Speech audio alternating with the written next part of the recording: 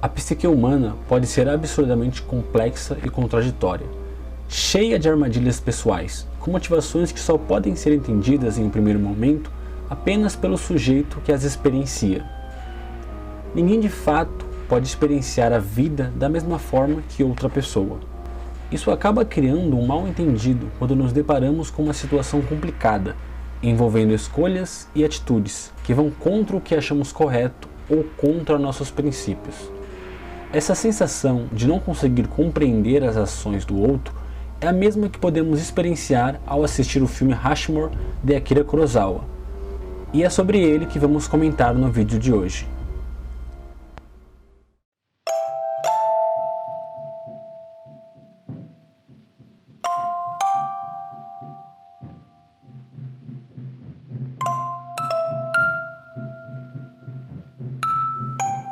Rashomon é um filme japonês de 1950 dirigido pelo Akira Kurosawa. O aclamado cineasta é conhecido por filmes como A Fortaleza Escondida, Os Sete Samurais e Yojimbo, entre outros. Foi um dos cineastas mais importantes do Japão e seus filmes influenciaram uma grande geração de diretores, como Martin Scorsese, George Lucas e Sergio Leone. Rashomon ganhou o Leão de Ouro em 1951, mais alto prêmio do Festival de Veneza, o Globo de Ouro de melhor filme em língua estrangeira e o Oscar honorário em 1952. Rashomon foi escrito pelo Shinobu Hashimoto e pelo próprio Akira, a partir de 2 contos do escritor Ryunosuke Agotagawa, intitulados Rashomon e Yubu no Naka.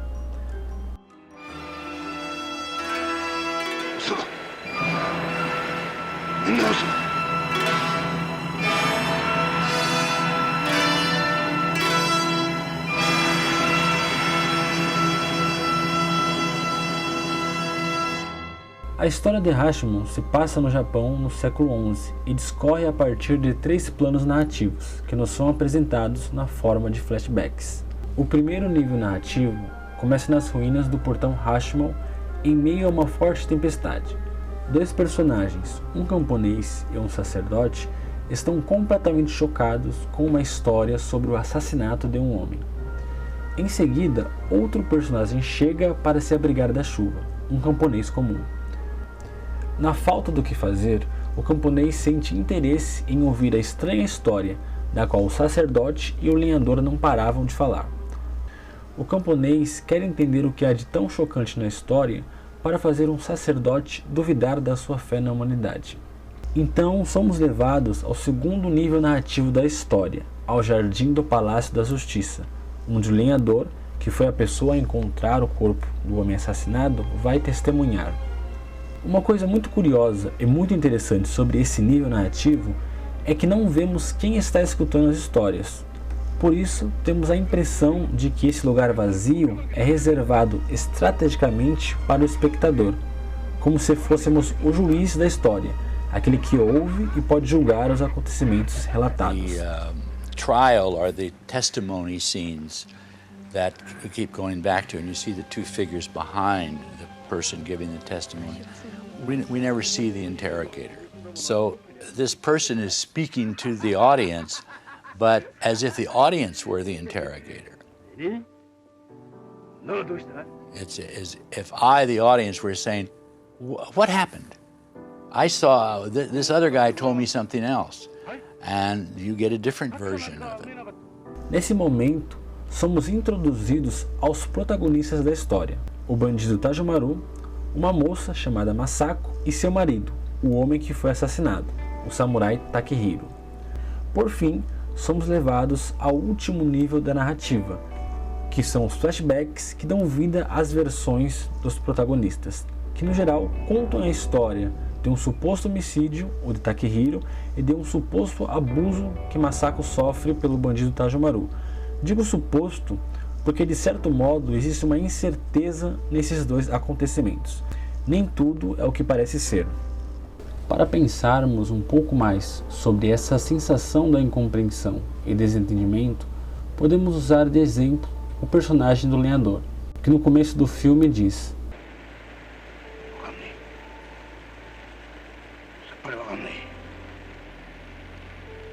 O personagem se refere à história do julgamento.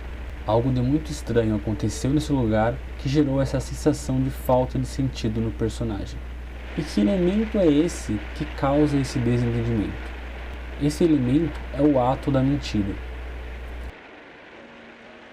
Em Rashomon temos 4 relatos sobre o mesmo acontecimento. Só que esses relatos se contradizem em determinado ponto, mas que são confirmadas visualmente através de flashbacks. Então experienciamos as histórias como se fossem verdadeiras. E essa experiência de verdade visualmente comprovada nos leva a um conflito, pois é impossível que todas as 4 histórias sejam verdade. Se uma história é verdadeira, então todas as outras 3 versões são mentiras, ou no pior dos casos, todas as versões apresentadas são mentira. This was more creative because I don't think we'd seen anything quite like this. The main thing here is that when one sees a film, you see the characters on screen. It's not like reading where you imagine certain things. You see very specific things. You see a tree, you see a sword. So you take that, one takes that as truth. But in this film, you take it as truth, and then you find out that it is not necessarily true. And you see these various versions of the episode that has taken place that these people are talking about.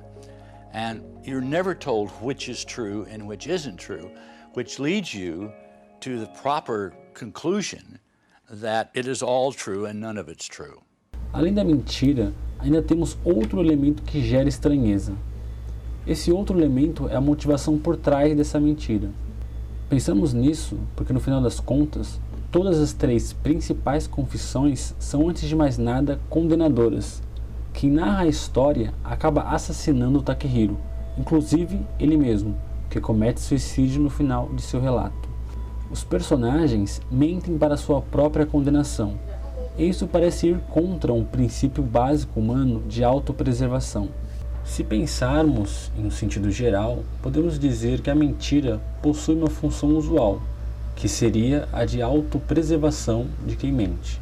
Nós geralmente mentimos para nos livrarmos de algum problema, como uma criança que acaba quebrando um vaso que é muito importante para os pais e que, quando confrontada sobre o ato, mente, dizendo que não foi ela, tudo para se livrar de uma bronca ou de um possível castigo.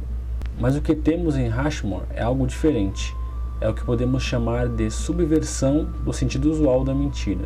Em um primeiro momento, os personagens mentem para sua própria condenação, mas em um segundo momento é sugerido a proteção de algo, a proteção de algum valor, algum ideal, algum desejo. Desejo esse que pode destruir a identidade do personagem. Por esse motivo, o valor da condenação é suspensa e a pessoa faz uma falsa confissão. Essa ideia de mentir para a própria condenação também está presente em um filme do Stanley Kubrick chamado Spartacus. Nele, temos uma cena bem marcante e famosa, onde vários homens confessam ser Spartacus, mentem para sua própria condenação, mas para proteger algo, para proteger uma certa verdade, que no caso desse filme é proteger a verdadeira identidade de Spartacus. Slaves you were, and slaves you remain. But the terrible penalty of crucifixion has been set aside on the single condition that you identify the body or the living person of the slave called Spartacus. I'm Spartacus! I'm Spartacus. I'm Spartacus! I'm Spartacus. I'm Spartacus! I'm Spartacus. I'm Spartacus. Algo muito similar acontece no filme Batman, o Cavaleiro das Trevas, na cena em que Harvey Dent confessa ser o Batman.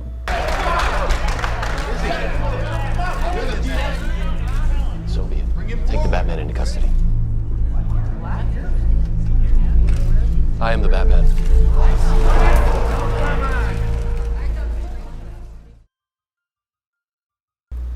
A mentira aqui é usada para a própria condenação, com o intuito de manter algo nas sombras, manter algo oculto, pois, se for revelado, pode pôr em risco a identidade de um personagem ou o que essa identidade representa para determinado grupo.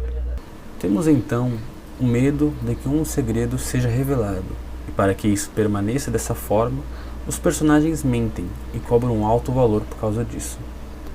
Esse aspecto da personalidade humana foi explorado pelo psicanalista Sigmund Freud em um livro de 1923 intitulado O Eu e o Id, onde ele descreve esse conflito de contradição dividindo a personalidade em 3 partes.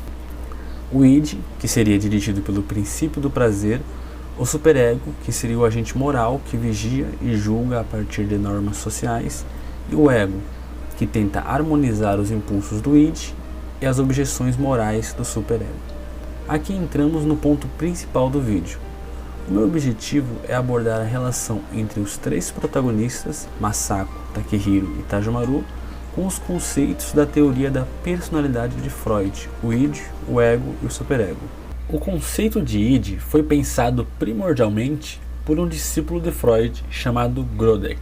O id seria a parte caótica da mente humana, onde estaria localizados as pulsões e os desejos guiados pelo princípio do prazer, que nos leva justamente a buscar um imediatismo nas satisfações pulsionais, muito semelhante a uma criança pequena que tem uma grande predisposição a ficar o dia inteiro assistindo TV e comendo doces, do que realizar tarefas que necessitam de disciplina e autocontrole, como fazer um dever de casa ou arrumar o quarto. De acordo com Grodeck, quando os desejos do id não encontram expressão, não são externalizados, essa parte de nós acaba se transformando em outra coisa. No final, o id surge na forma de um adoecimento. E é com esse tipo de pensamento ou dinâmica que somos introduzidos ao bandido Tajomaru. Tajomaru está no jardim do Palácio da Justiça amarrado. Ele foi capturado por outro personagem que o exibe orgulhosamente. Tajomaru é o pária da sociedade, assim como os desejos do id. Tajomaru é um personagem simbolizado como um animal irracional que deixamos escondidos na floresta. Uma das características do id, da qual Tajomaru também compartilha, é essa impulsividade, essa necessidade de ter que realizar seus desejos o mais rápido possível. Para satisfazer os seus desejos, Tajomaru é capaz de fazer qualquer coisa. Se existe alguma regra, acordo ou lei que fique entre Tajomaru e seu desejo, isso é ignorado. Os acontecimentos trágicos dentro do filme só acontecem a partir do desejo descomunal de Tajomaru por Masako, que mesmo depois de abusar sexualmente dela, não sente culpa.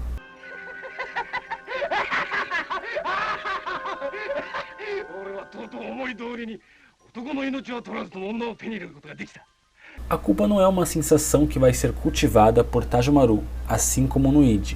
O sentimento de culpa é atribuído a outra parte da psique humana, o superego.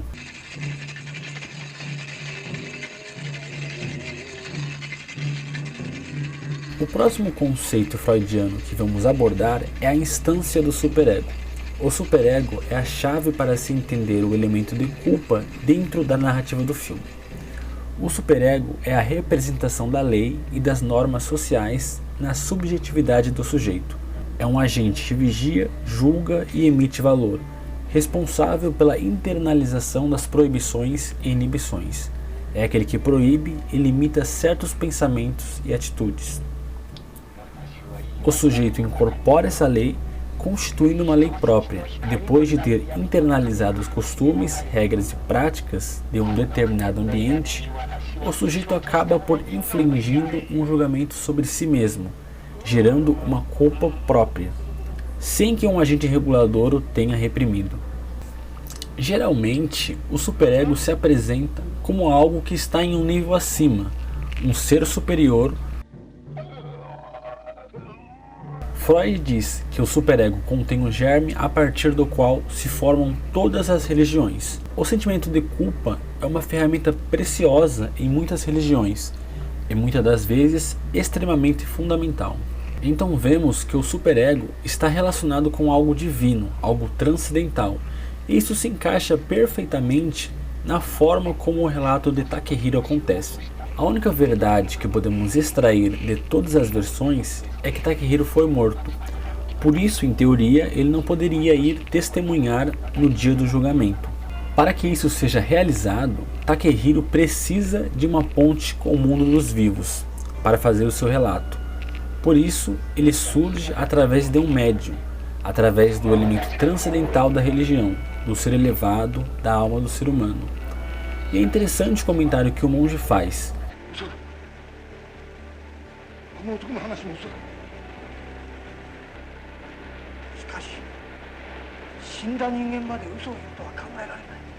Os mortos não mentem, levando ainda mais o valor da alma humana. A alma separada do corpo não mente, porque ao se desprender da carne, atinge um valor elevado, se liberta das necessidades do princípio do prazer e dos desejos carnais. A palavra da qual Takehiro escolhe para se referir a sua esposa é o pecado.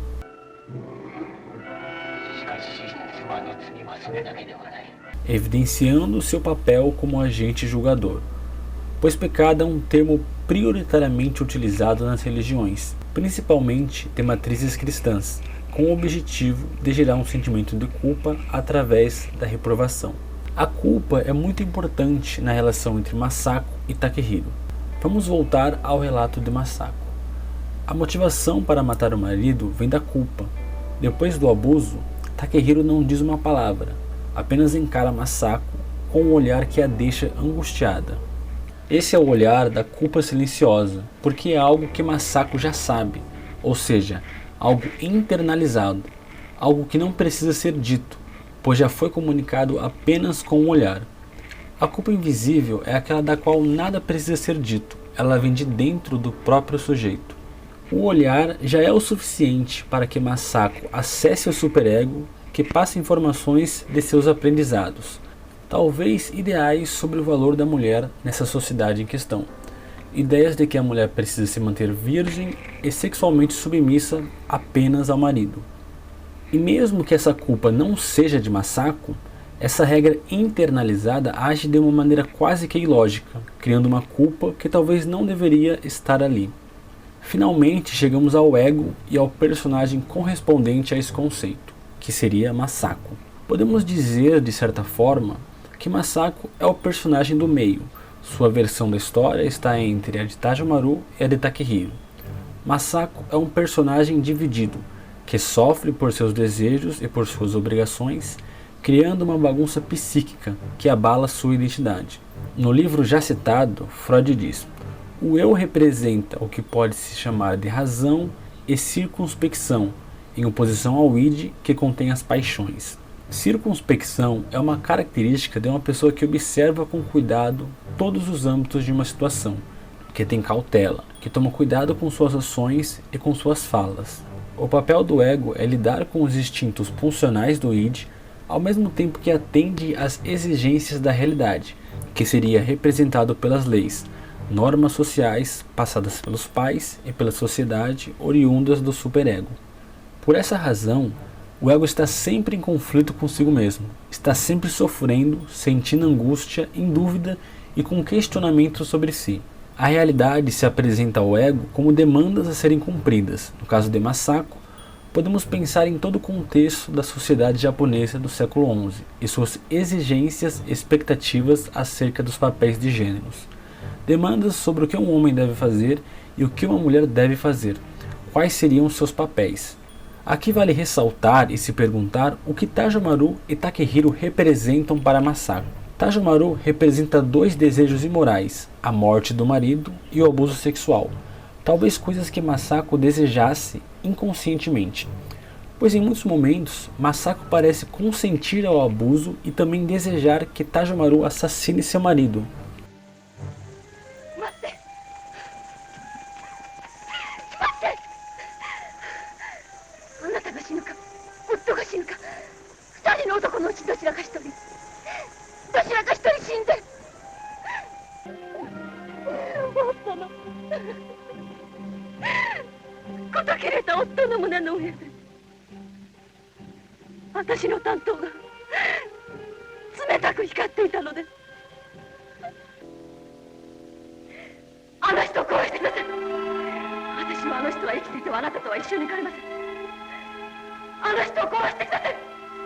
Isso nos faz especular sobre o relacionamento entre Masako e Takehiro. Será que Takehiro era um bom marido? No fundo, talvez Masako não gostasse realmente dele. Talvez não o tivesse escolhido como companheiro. Talvez ambos foram forçados a participar de um casamento arranjado. No Japão, assim como no Brasil, era costume o casamento por interesse, onde os casais se uniam para melhorar as condições das famílias, ignorando a vontade dos noivos. Talvez isso possa ter acontecido com Masako. No momento em que Takehiro impõe seu olhar de julgamento, criando uma culpa invisível, Masako se torna tão páreo da sociedade quanto Tajomaru. Ele a condena, assim como condena Tajomaru. Temos uma última versão contada pelo lenhador. Eu gostaria de nomear essa parte do filme como o capítulo das confissões. Essa versão possui algo diferente das demais. Esse relato me parece ser um capítulo de confissões justamente porque os personagens confessam suas reais intenções, crenças e desejos. A versão do lenhador começa com Tajomaru de joelhos para Masako, declarando seu desejo e seu amor por ela, destruindo assim sua identidade de um ser irracional e violento. Nessa parte do filme, Takehiro finalmente fala. Ele coloca em palavras o que já suspeitávamos que ele pensava.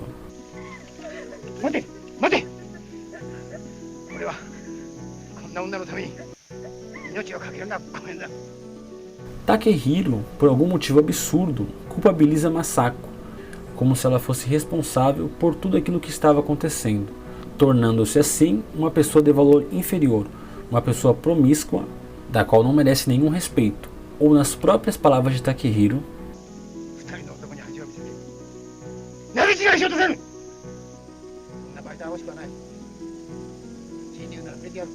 depois, Masako revela desprezar o marido.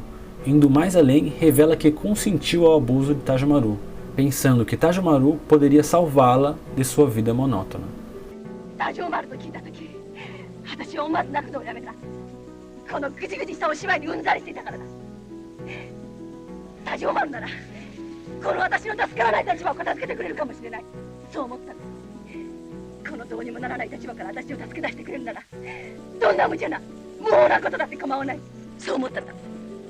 Neste capítulo, Masako assume uma personalidade ativa, destruindo a identidade da mulher indefesa que foi construída no decorrer das outras 3 versões.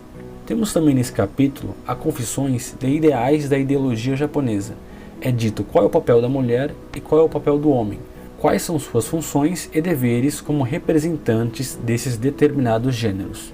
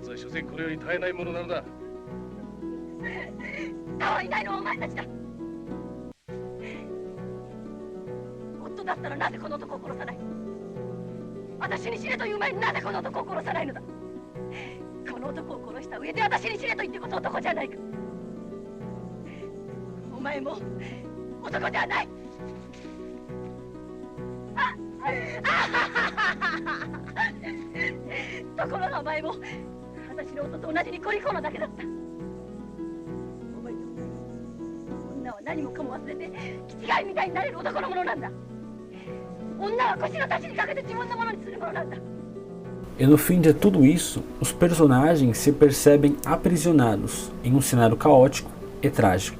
Existe uma ordem implícita que diz: você deve fazer isso não porque quer, mas deve fazer porque sua identidade o convoca a fazer. Logo, o capítulo das confissões exprime a tragédia do eu e os conflitos oriundos das dinâmicas entre desejos e ideais. Isso é retratado de uma forma muito boa na luta entre Tajomaru e Takehiro. Em sua versão, Tajomaru diz como Takehiro lutou bem e como essa luta foi incrível. Fazendo isso, ele eleva a condição de ambos, os homens, à posição de guerreiros. Mas o que vemos nessa versão é que ambos estão com medo. Suas mãos tremem, o bandido e o samurai estão com medo. Em resumo, eles se questionam se essa demanda imposta às suas identidades vale realmente a pena. Será que vale a pena perder a vida por causa disso? Mesmo sem a resposta, eles lutam não porque querem, mas porque devem fazer isso. Com essa análise, podemos perceber o caráter universal da história de Hashimon, que é como o próprio Akira disse. そうじゃなくて、本当に日本人として日本人の問題を一生懸命ただ言えばね、やっぱり同じ人間なんだから各国同じ問題抱えてるわけですからね。だからそれがやっぱり一番いいんじゃないですか。Esse é o final do vídeo, espero que você tenha gostado. Obrigado por ter assistido até o final. Se você gostou, eu peço que você deixe seu like e se inscreva no canal. E indique para pessoas próximas, pessoas da família, amigos, pessoas que talvez se interessariam pelo tema, tanto pela questão do cinema, tanto pela questão psicológica que eu abordei. Eu pretendo fazer mais vídeos com mais frequência, mas isso só pode acontecer com o apoio de vocês. Até mais!